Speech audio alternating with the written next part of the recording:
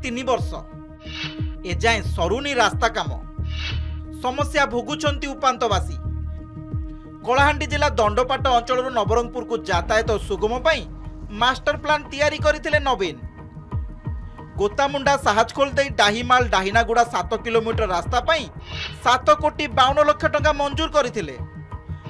नवरंगपुर ग्राम्य उन्नयन विभाग अधीन रे रास्ता काम भी चली हेले आज को 3 वर्ष है काम सरू नथिबारु लोकंक मध्य तीव्र असंतोष देखा देइछि।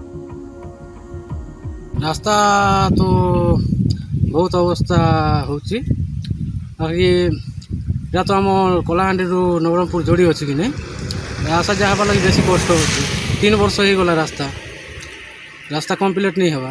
रास्ता आजिकल धुल उड़ुचे बेसी रास्ता खराब अच्छे जेन पोल मैंने बांधुचे इटा मन तो जल्दी ही नहीं पारबार जल्दी टिके आमके टिके सरकार टिके जल्दी टिके रास्ता टिके भल आकार पिचु कर देता आम सुविधा है आज्ञा आम टिके कलाहांडी जा सभा लगे बहुत असुविधा होची। पूर्वरु दंडपट अंचल लोके झरीगांव उमरकोट जीवाकु हेले 60 रु 70 किलोमीटर बुलिकी जाउथिले। साहाजकोल संरक्षित जंगल लोकंक यातायात रे बाधा उपजाउथिला। लोकंक असुविधा को दृष्टि रखी पूर्व सरकार जंगल मध्य रास्ता निर्माण करुथिले हेले रास्ता काम सरिबार ना धरुनी आबुड़ा खाबुड़ा रास्ता दे जास करुछंती लोके ए नै कैमेरा आगे मुह खोलु नाहंती विभागीय अधिकारी।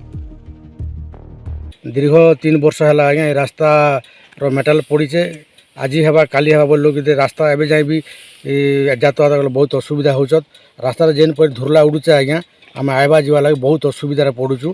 तो ये रास्ता गोटे शीघ्र जदि सरकार आमके शीघ्र जदि पिचु कर देते बेले आमर नवरंगपुर एवं कलाहांडी जेन आमर बंधु बांधव अच्छा सब मिलामिशा होना भलसे आशा जा पारतु बोली आम अभियोग करुचु आज्ञा। विगत सरकार गोटे उपात अंचल को नवरंगपुर जिला सहित जोड़वाई बहुत सुंदर प्रयास जारी रखी आउ से बहुत बड़ बजेट 7 कोटी टंका गोटे अनुदान भी देते वर्तमान सुधा से रास्ता ए पर्यंत कंप्लीट हो पारि।